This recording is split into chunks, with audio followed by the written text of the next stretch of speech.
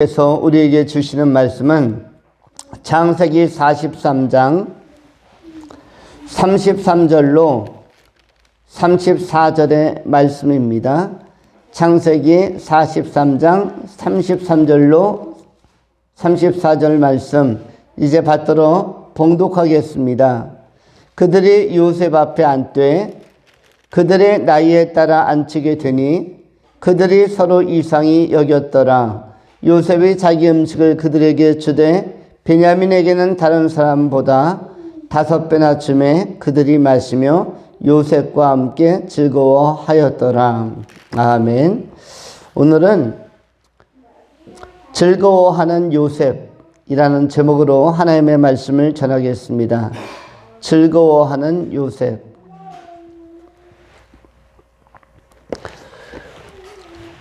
오늘 본문을 3가지로 나누어서 정돈합니다. 첫 번째, 나중된 자로 먼저 된 자. 나중된 자로 먼저 된 자. 두 번째, 미약한 자로 창대한 자. 미약한 자로 창대한 자. 세 번째 나눌 말씀은 편애받은 자로 박애로운 자, 편애받은 자로 박애로운 자. 요셉의 특성을 소개하고 있는 분석이고 분류입니다. 오늘은 즐거워하는 요셉이란 전체 제목 하에서 첫 번째, 나중된 자로 먼저 된 자에 대하여 상고하고자 합니다. 요셉은 12형제 중에 11번째 아들이었습니다. 먼저 된 자가 아니었고 나중된 자였습니다. 어느 가정에서나 기대는 막내나 중간보다는 첫째, 장남에게 기대를 많이 합니다. 왜냐하면 장남이 태어났을 때는 다른 자녀가 없기 때문에 독보적입니다. 한 아이에게, 한 사람에게만 모든 사랑과 애정과 관심, 기대가 집중이 되기 때문에 장자에게 모든 관심이 다 갑니다. 그래서 대부분 먼저 된 자로 장남이 출발하죠. 둘째, 셋째도 아니고 오늘 요셉의 가정은 11번째로 태어났습니다. 10번째로 끊어줘도 되는데 하필이면 11번째까지. 원래 뭐든지 넘버 10 정도 가면은 그 정도에서 탑 10 하면은 모든 순위 인기 차트나 가요 대상이나 탑 10에서 끊고 MVP를 수상하는 연말 시상식이라든지 10명 정도 엔트리 딱 끊고 거기에서 수상자를 결정하는데 오늘 본문에 나오는 요셉은 10번째도 아니고 몇 번째입니까? 11번째. 그러니까 이 11번째 정도 되면은 끝물이라고 하는 것이죠. 끝물. 이 끝물이라고 할 때에는 많이 기대하지 않는다는 것이고 나중된 자를 의미한다고 할 수 있습니다. 지금은 4월 27일 수요일인데 지금은 무엇의 끝물이냐면은 딸기 농사의 끝물입니다. 그래서 곳곳에서 딸기를 저렴하게 판매합니다. 이제 마지막 3일 판매하고 올해는 딸기 없습니다. 이제 내년까지 기다려야 됩니다. 이런 광고들과 홍보들이 많습니다. 지금이라도 딸기 농장에 가면 풍성하게 아주 양껏 가져가셔도 좋다. 저도 그래서 이번 주 토요일 날은 딸기 사러 가려고 하는 마음이 있습니다. 딸기 농장을 찾아가려고 합니다. 평소에 10,000원어치면은 어느 정도 주지만은 한 봉투 주겠지만 지금 찾아가면은 끝물이기 때문에 보너스로 한 2봉투 줄 것 같습니다. 한 2kg 정도 10,000원이면 2kg 줄 것 같아요. 지금은. 그래서 심지어는 좀 자지잔 것은 따다가 딸기잼을 담그라 이렇게 아마 권해 주기도 하는 것 같습니다. 끝물이라는 것은 그렇습니다. 또 참외도 마찬가지고 끝물은 맛이 별로 없습니다. 수박도 장마 끝나고 나서 맺히는 수박은 맛이 별로 없습니다. 그래서 이러한 참외나 수박, 나이롱 참외, 그리고 물수박, 이렇게 뽀개보면은 칼로 쫙 쪼개보면 빨간 속이 나오는 게 아니라 허연 속이 나오는 그러한 수박들이 이 끝물에는 나오죠. 그래서 끝물에는 좋은 것들이 맺히지는 않습니다. 처음에 그리고 그 다음 중간에서 좋은 과일도 좋은 열매들이 나오죠.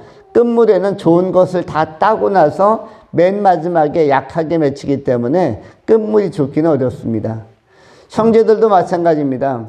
12형제 중에서 11번째로 태어나면 거의 관심사가 없는 것입니다. 부모님이 그 어린아이들 젖 한 번 먹이기도 어려운 것이고, 그리고 밥 한 끼 먹이기도 쉽지 않은 것이죠. 10번째나 9번째나 8번째도 역시 조금 쉽지 않았을 것입니다.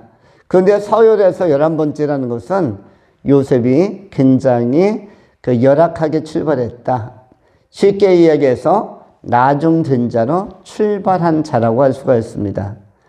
그러나 오늘 본문에서도 이 연회를 베풀고 여러 형제들 앞에 당당하게 그들을 순서대로 나이대로 이렇게 연회석에 또 식탁 앞에 앉혀서 후하게 먹이는 이것은 처음 된 자가 이런 연회를 베푸는 게 아니라 형제 중에 나중된 자가 루벤이 또 시므온이 이 형님들이 먼저 연회를 베푸는 자리가 아니라 11번째 끝물이었던 끝자락이었던 이른바 끄트머리였던 이 요셉이 이 후한잔치를 펼치고 있는 것입니다. 요셉은 이런 면에서 볼 때 그의 순수함, 그의 순종함, 인내함, 사랑함, 이런 좋은 자질들, 무엇보다 하나님을 경외함, 이러한 요셉만이 가지고 있는 아주 독보적이고 보석과 같은 그런 인품과 또 영성으로 말미암아 나중된 자로 태어났으나 그 환경적인 모든 핸디캡과 열악함을 극복하고 먼저 된 자로서 자리매김을 하는 것을 보게 되어집니다. 이른바 인생 역전입니다. 그런데 이 인생 역전은 요셉이 의도하거나 의욕하거나 계획하고 도모한 것은 아니었습니다. 요셉이 인생 역전을 이루기까지 세상적인 다른 방식을 의지하거나 채용하거나 도용한 것이 아니라 세상적인 방법으로 말미암아 인생 역전이 온 것이 아니라 바로 하나님을 경외하는 마음과 순수성, 이것 하나 안에서 하나님께서 요셉을 사용하게 된 것입니다. 나중된 자가 먼저 되는 케이스, 이런 케이스는 하나님이 한 사람에게 관심 가질 때, 한 사람이 그 영혼을 생각할 때, 그러할 때 하나님께서 세우시기 때문에 나중된 자가 먼저 되는 일이 나타나게 되는 것입니다. 일반적으로는 나중된 자가 먼저 되기 어렵습니다. 달리기를 할 때에도 100m를 뛰는데 11번째로 스타트한 선수가 1등으로 들어올 가능성은 거의 없습니다. 무엇이라도 마찬가지입니다. 무엇이라도 11번째로 어떤 경기에 출전하는 선수가 1번, 2번, 3번 주자보다 굉장히 불리한 거죠. 축구로 쳐도 전반의 스타팅 멤버로 선발 멤버로 들어가는 사람이 골을 넣거나 어시스트할 가능성, 또 선방할 가능성이 높은 것이지, 교체 투입 이제 마지막 전후반 90분 다 지나갈 때쯤 돼서 5분 전에 몸 풀고 들어가서 5분 뛰는 선수가 골을 넣을 가능성은 굉장히 적은 것입니다. 끝물에서 좋은 열매 나오기가 쉽지 않은 것이죠. 그런데 그럼에도 불구하고 바로 요셉과 같이 끝물에서도 나중된 자였지만 먼저 되는, 그것도 먼저 되는 것도 보통 먼저 되는 것이 아니라 애굽 전체의 명제상이었고, 이스라엘의 역사와 애굽의 역사 두 나라의 그 역사 속에서 공통적으로 최고의 재상 내지는 총리, 정치가, 경제 전문가로 공히 인정받은 사람이 요셉이었는데, 이것은 놀라운 혁혁한 명예이자 또 명성이자 평가라고 할 수가 있습니다. 그런데 그 사람이 이렇게 요셉이라는 사람이 이 두 국가, 당대 최고의 국가였던 애굽, 이집트와 그리고 영적으로 최고의 중심축이 되는 이스라엘의 역사 속에서 요셉은 공이 최고의 정치가로, 경제가로, 지략가로 그리고 예언자로, 예지력을 가진, 통찰력을 가진, 리더십을 가진 지도자로 부각되고 기록되고 있는 것입니다. 우리가 알거니와 이 요셉이 이렇게 세움받은 것, 쓰임받은 것, 나중에 출발했지만 먼저 될 수 있었던 것, 이것은 하나님을 경외하는 이런 자세와 하나님과의 동행하는 삶의 과정에서 하나님께서 일으키셨기 때문에, 하나님께서 쓰셨기 때문에 먼저 되는 좋은 결실을 맺게 된 것입니다. 우리로 적용한다면 우리 또한 나종된 자로 인생을 출발했을지도 모릅니다. 우리가 좋은 여건을 가지고 출발한 것이 아니라 좋지 않은 여건 속에서, 그리고 많은 핸디캡과 부담 속에서, 그리고 많은 사람들이 기대하지 않았던 상황과 환경 속에서 우리는 인생을 출발했을 수도 있습니다. 그러나 하나님을 경외하고 하나님과 동행하는 과정 속에서 하나님께서 우리를 위로하시고 격려하시고 우리의 자질과 자세와 중심을 보시고 선하게 세우셔서 우리가 나름대로 잘 쓰임받게 되는 것입니다. 그리하여 우리가 먼저 된 자로서 내실 있고 알차고 또 여러 방면에서 아름답게 탁월하게 또 유용하게 쓰임받고 있는 것입니다. 나중된 자로서 출발했지만 먼저 된 자였던 요셉의 본을 받아서 우리도 하나님을 경외하는 마음 가지고 하나님과 동행함으로 말미암아 인생 역전을 이루며 그리고 궁극적으로 하나님 앞에 잘 쓰임받는, 그리고 천국에서 상급도 크고 성령의 열매도 잘 맺는 진정한 먼저 된 자로 생애를 잘 우리가 맺어가는 그런 시간이 갈수록 성숙해가는 귀한 종들이 다 될 수 있기를 축원합니다. 두 번째로 미약한 자로 창대한 자. 성경에서는 또 욥기를 통해서도 내 시작은 미약하였으나 끝나는 심히 창대하리라 라는 말씀으로 격려를 해주고 있습니다. 시작은 미약하다. 우리 인간 존재 자체가 시작이 참 미약합니다. 우리는 완전체로 태어나질 못하고 불완전하게 기어다닐 수도 없는 상태로서 굉장히 엄마에게 의존적으로, 그리고 아주 작은 세포로부터 출발해서 10개월 동안 아주 작은 2kg 정도의 그런 핏덩어리 상태 속에서 출발합니다. 태어나서도 방치해 놓으면 인간은 100% 다 죽습니다. 송아지나 망아지나 뭐 다른 표범이나 하마나 이런 이 다른 짐승의 새끼들은 태어나면은 나름대로 30초 후에 걷기도 합니다. 특별히 초식동물들은 본능적으로 일어나서 두 다리로 네 발로 딛고 일어나서 뛰기 시작합니다. 저기서 맹수들이 쫓아오거나 사자나 표범이나 호랑이가 쫓아오면 초식동물들은 태어난 지 30초 1분밖에 안 됐어도 뛰기 시작합니다. 그들은 풀을 뜯기 시작하고 거의 완전체로 태어나서 완벽한 생존의 한복판에 그 현장에 같이 들어갑니다.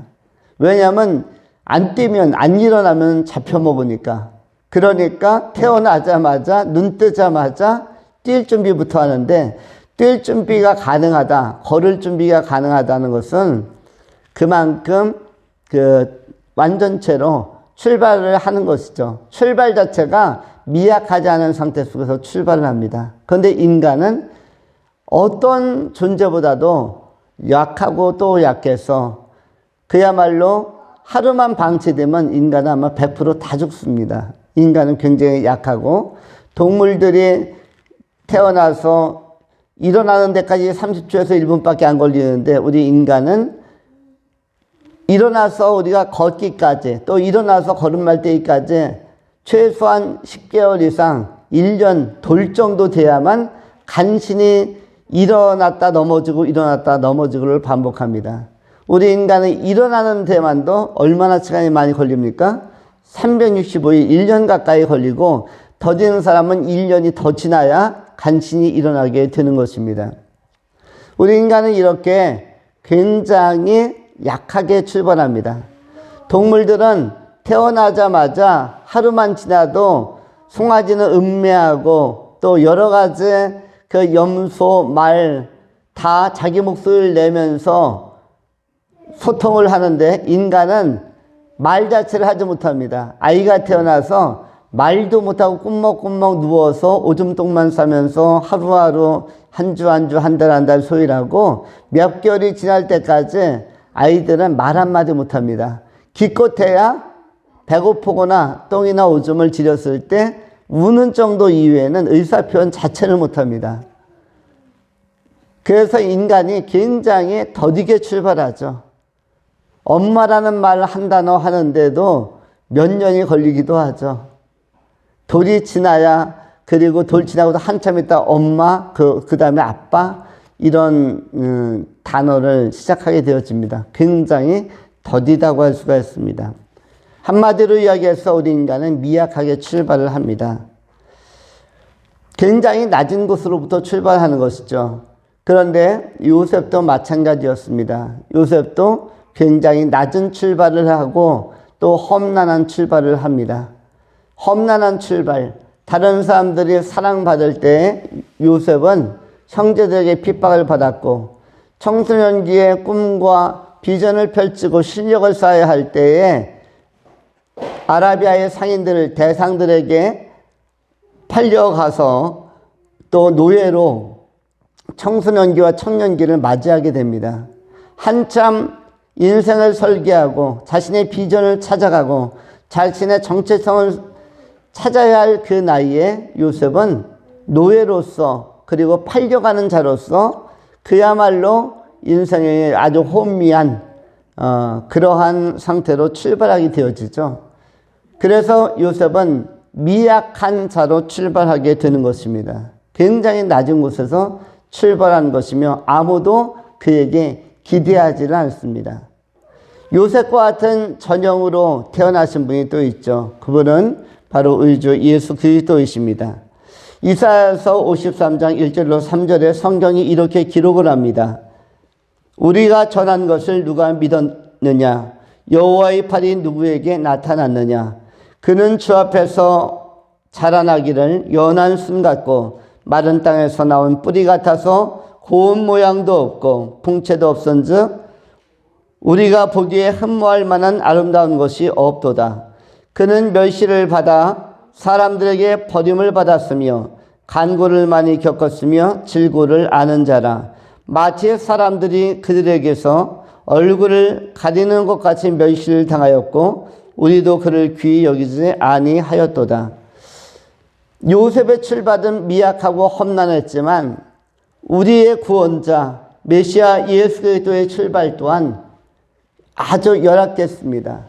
베들레헴 마구간에서 태어났고 출발한 장소조차도 굉장히 열악했습니다. 요즘은 집에서도 좀 좋은 곳에서 산모가 아이를 출산하고 또 그렇지 않으면은 그 병원이라든지 산부인과라든지 제대로 된 조산원이라든지 이렇게 시설 좋은 곳에서 아이들이 태어나게 되어지는데 근데 요셉 또 우리 예수님께서는 더욱더 낮은 곳 열악한 곳에서 방도 아니고 말구육간에서 말구육간이라는 것은 말은 오줌과 똥을 구별하지 못하기 때문에 서서 그냥 오줌똥도 넣는 곳이죠. 그리고 그야말로 여물이라고 하는 그 먹이들도 같이 먹고 그러면서 생활하는 그 외양간은 대단히 퀴퀴한 곳입니다. 인간의 화장실보다도 훨씬 열악한 것이 외양간이에요. 여기는 화장실과 말이나 소의 그 식당을 겸하는 곳이기 때문에 그렇게 쾌적한 곳이 아닙니다. 그런데 그 외양간 헛간에서 예수님은 출발하셨죠. 그리고 나사렛에서 아주 작은 시골 지역에서 성장을 하게 되어집니다. 흠모할 만한 것이 없고, 그리고 많은 사람들이 마른 땅에서 나온 순처럼 여리여리하다. 그래서 주목해보지 않았던 예수님의 출발을 보게 되어집니다. 그리고 직업조차도 이 땅에서 처음으로 가진 직장이 번듯한 직장이 아니라 남들이 기피하는 3D 직종 중에 하나였던 먼지가 굉장히 많이 나는 목수의 일을 그 당시에 감당했습니다. 목재를 나르는 것도 힘든 것이고, 그리고 목재를 켜는 것도 이 대패밥이나 톱밥, 이것이 먼지로 코로 들어오기 때문에 그 당시에 마스크도 없는 시대에 굉장히 호흡기에도 힘든 것이고, 대패밥이라든지 나무 목재로부터 나오는 여러 가지 분진, 그리고 가루들을 그것을 들이마시면서 뭔가 목공일을 한다는 것은 쉬운 일이 아닙니다. 고상한 직장을 출발하지 않았고 굉장히 좀 쉽지 않은 것을 예수님께서 다루셨습니다. 요셉의 청소년기도 마찬가지로 굉장히 어려웠죠. 굉장히 어려워서 노예로서 청년의 삶을 풀어간다는 것, 그야말로 가장 낮은 곳에서 비천한 일을 감당한다는 것 쉽지 않은 것입니다. 우리는 이런 것들을 계속 피하려고 합니다.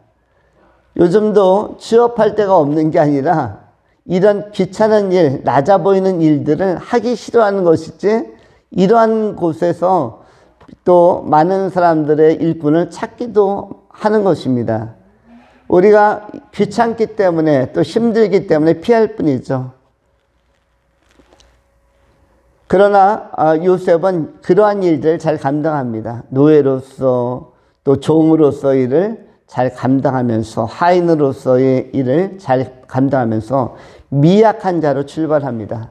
처음부터 잘 나가는 사람이 아니었습니다. 어떤 사람은 21살, 22살의 나이에 사법고시도 붙는 사람도 있었다고 합니다. IQ 170이나 되어서 고등학교 졸업한 지 얼마 안 되는 사람이 22살의 나이에 막 사법고시, 행정고시 붙고 외무고시 붙고 승승장구하는 사람도 있었다는데, 그 나이에 요셉은 사법고시가 아니라, 행정고시가 아니라 뭘 하고 있었다? 마당을 쓸고 걸레질하고 화장실 청소하고 이런 것들을 감당하면서 상상할 수 없는 낮은 곳으로부터 미약하게 출발합니다. 환경도 미약하였고, 그리고 모든 상황들이 미약하게 출발하게 된 것입니다. 우정을 쌓아갈 동료들도 없고, 그리고 따뜻한 공동체의 정을 나눌 가족도 변변치 않았고, 다 헤어지고 흩어져서 자기 혼자 떨어져 나왔기 때문에 굉장히 소외되고 고립된 그런 청소년기, 청년기를 출발하는 것이죠. 그러다가 얼마 안 가서 또 감옥에 가게 되어지는, 옥에 갇히는 수치와 순환을 당하게 되어집니다.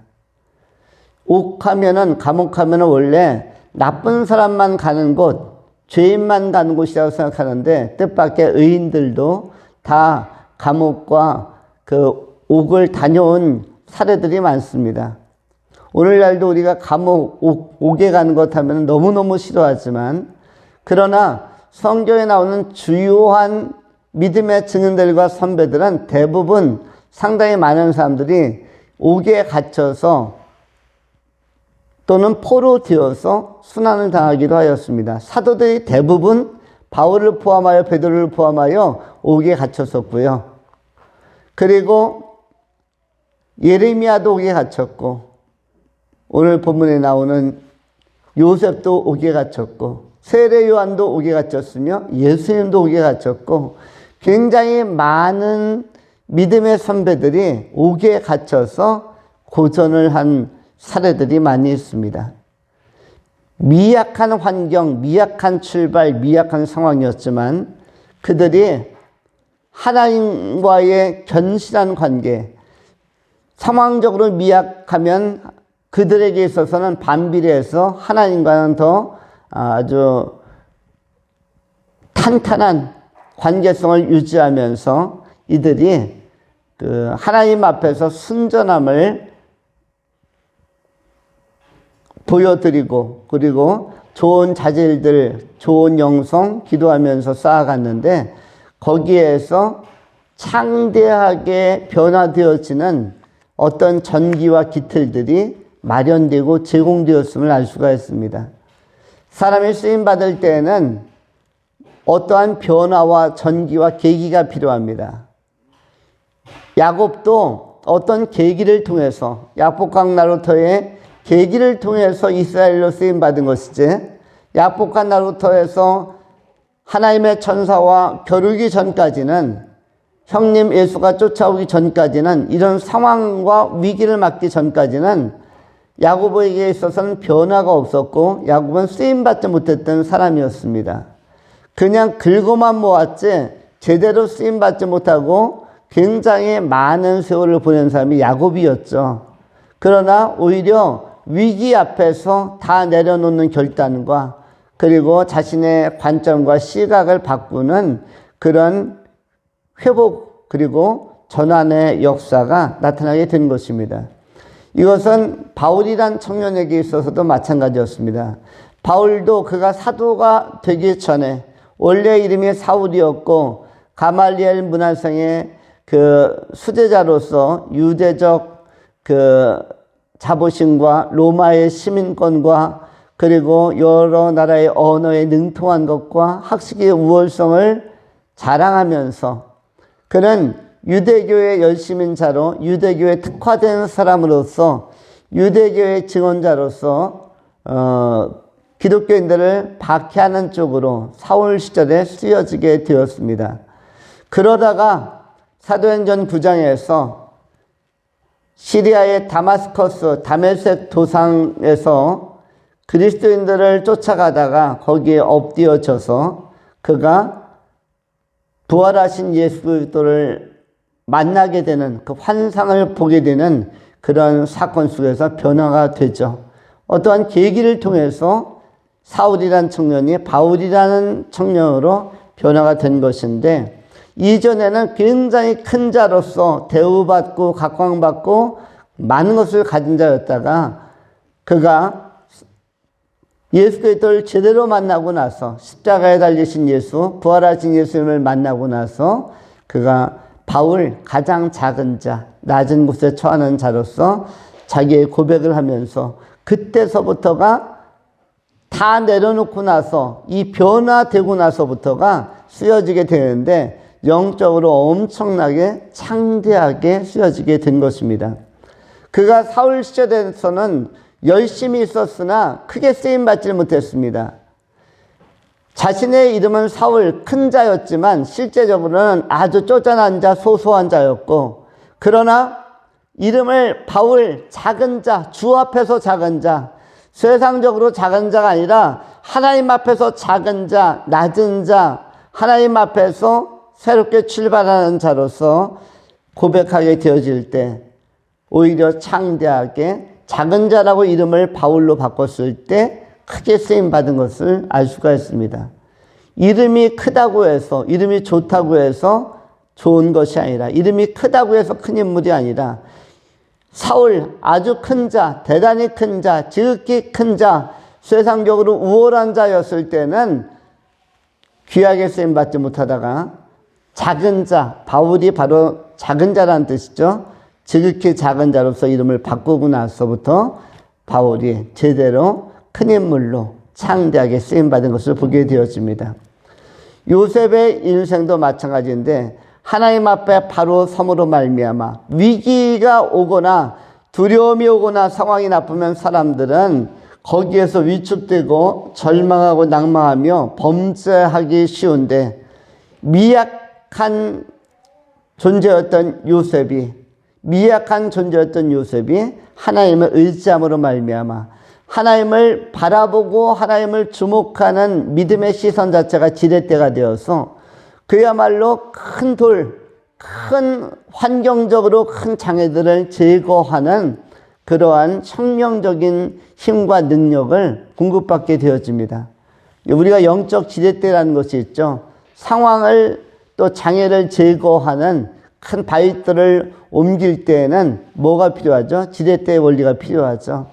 큰 나무에 돌을 받쳐서 이렇게 움찔움찔하면 큰 돌도 굴러가는 지렛대의 원리가 있습니다. 영적 지렛대가 있는데 상황을 변화시키고 그리고 환경을 변화시키고 돌파할 수 있는 능력, 이런 것들은 영적 지렛대적 힘과 작용과 지혜는 바로 우리의 믿음 안에서, 하나님을 경외하는 믿음 안에서 발생되고 또 공급되는 것임을 알 수 있습니다. 요셉이 이런 영적 지렛대를 잘 사용한 사람, 그리고 그리하여 애굽 전체를 총괄하는 경제 전문가로, 또 농축산업의 최고의 전문가로, 그리고 총리로 유력하게 쓰임받음을 우리가 성경을 통해서 확인하는 것입니다. 우리가 가진 것은 영적인 지렛대와 같은 능력을 사용할 수 있는 믿음인 것입니다. 하나님을 요셉처럼 순전함으로 믿고 내적으로는 순결하게 자신을 지키며 우리가 하나님에 대해서는 순전하게 의지함으로 말미암아 그 아름다운 믿음과 건전한 영성 안에서 환경을 돌파함으로 인하여 창대하게 복되게 쓰임받는 그 아름답고 소중한 인물들이 다 될 수 있기를 축원합니다. 세 번째로 편애받은 자로, 박애자로. 편애받은 자로라는 표현은 받은 자에서 출발해서 박애자로 쓰였다라는 것인데요. 편애받았다라는 것은 객관적인 사실이죠. 요셉은 누구에게 편애를 받았습니까? 아버지 야곱에게 편애를 받았습니다. 우리는 편애받았다. 그래서 많은 형제 가운데서 요셉만 채색 옷, 그 당시에는 무채색 옷이 흰색이나 검정색 옷 또는 어떤 고동색 옷 이렇게 단순했는데, 짐승의 털가죽을 벗기면 양의 털가죽은 흰색이요, 그리고 곰의 털가죽은 그 갈색으로 나타날 것이고 또는 검정색으로 나타날 것이고, 이렇게 동물의 가죽들을 주로 옷으로 입었을 때에는 이렇게 단순한 색깔들이죠. 흰색이거나 검정이거나 회색이거나 갈색이거나. 그런데 채색 옷이라는 것은 제대로 짜고 제대로 물들인 색감을 입힌 것이기 때문에 오늘로 이야기하면 비단옷과 같은 7빛깔 무지개 색 같은 아름답고 아름다운 것이었기 때문에 이 채색옷은 그 당시에서는 보기 드문 아주 희귀한 옷이었을 것입니다. 이것을 아버지 야곱은, 훗날 이스라엘이 된 야곱은 많은 자녀들 가운데서 모두에게 입힌 것이 아니라 재정적인 어떤 어려움이나 궁핍함이나 한계 때문일 수도 있겠지만 요셉에게만 입혔습니다. 11번째 아이만 딱 찍어서 입혔죠. 누가 봐도 이것은 편애라고 할 수가 있습니다. 그런데 요셉이 편애받았다고 해서 우쭐하거나 교만한 자가 아니었고, 요셉이 편애받은 사람치고는 너무 괜찮게, 너무 따뜻하게 형제들과 가족들과 또 애굽의 모든 시민들과 이웃나라에서 방문하는 그러한 타지 사람들과 겟들과 이스라엘 사람들과 중동 팔레스타인에서 오는 사람들까지 또는 아프리카에서 오는 사람들까지 찾아오는 모든 사람들에게 넉넉하고 후하게 따뜻하게 나눠준 것을 보게 되어집니다. 우리 애굽 사람만 먹어야 된다, 이렇게 독선적으로 극우적으로 생각을 가지고 가지도 않았고, 또는 유대인들만 먹어야 된다, 유대인들에게만 줘야 된다, 이런 것도 없었으며, 또 나에게 잘하는 사람에게만 준다, 이것도 아니었고, 부자들에게만 준다, 이것도 아니었으며, 모든 사람들에게, 찾아오는 사람들에게 박애적 정신을 가지고 화평의 정신을 가지고 골고루 나눠준 것을 보게 되어집니다. 또 그것을 나눠줄 만큼 7년 동안 충분하게 저장 창고에다가 잘 예비해 놓은 이 예견력과 예지력, 이 통찰력과 준비성, 이 해안과 대안, 대책을 마련하는 점에서 요셉은 탁월한 정책을 가진 능력을 갖고 안목을 가진 사람이었음을 성경이 잘 시사해주고 알려주고 있습니다.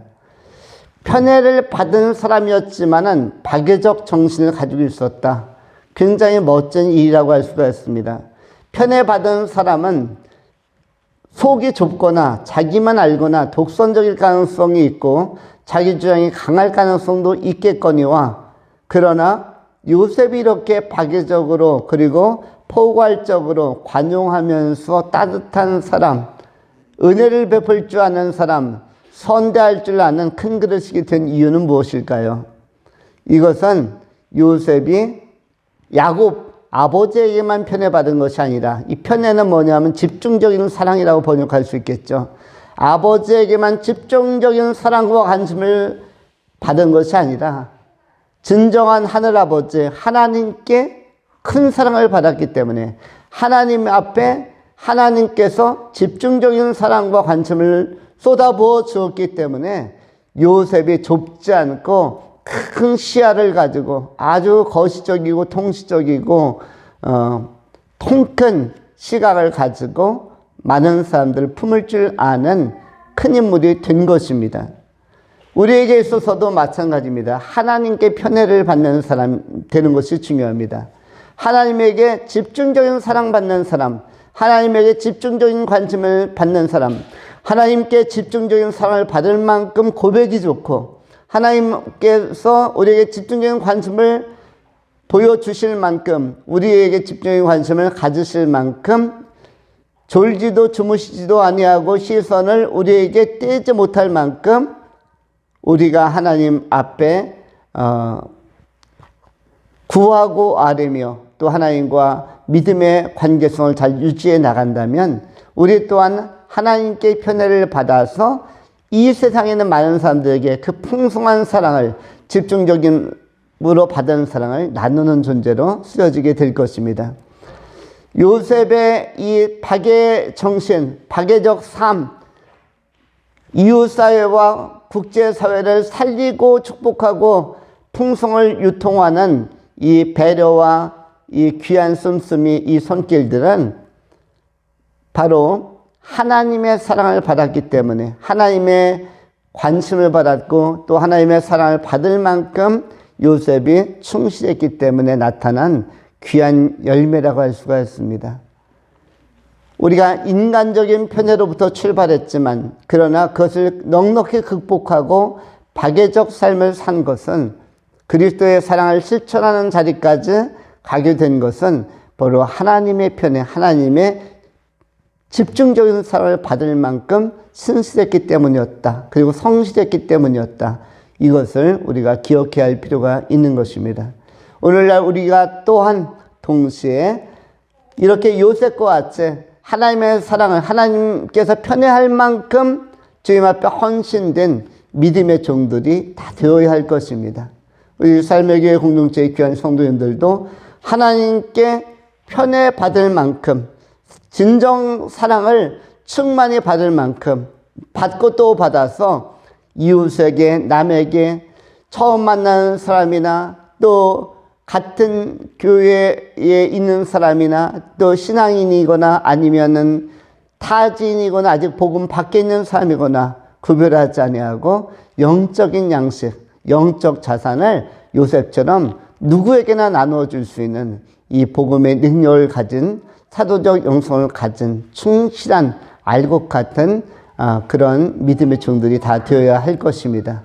오늘 이 시대에 요셉처럼 잘 준비되고 풍성한 사랑 하나님 앞에 받고 주님 앞에서 쓰임받는 귀한 종들이 다 될 수 있기를 축원합니다. 기도하겠습니다. 거룩하신 하나님 감사합니다. 오늘 요셉에 대하여 우리가 상고하였습니다. 나중된 자였지만 먼저 된 자와 같이 귀하게 쓰임받은 자였고, 시작이 미약했지만 끝날이 좋은 사람이었고, 또한 편애로 출발했지만 파괴적인 삶을 실천한 사람이었고 이웃과 가족과 또 여러 민족과 국제사회까지 유력하게 덕을 미친 이 요셉과 같은 삶을 우리도 잘 감당케 하여 주시고 또 요셉과 같은 삶을 우리도 나눌 수 있도록 하나님께 사랑받는 존재로 세움받게 하여 주시옵소서. 영적인 지렛대인 믿음의 지렛대를 가지고 권능 있게 상황을 돌파하며 끝까지 잘 쓰임받는 아름다운 종들이 되게 하여 주시옵소서. 우리 구주 예수 그리스도 이름으로 축복하며 감사하며 기도하옵나이다. 아멘.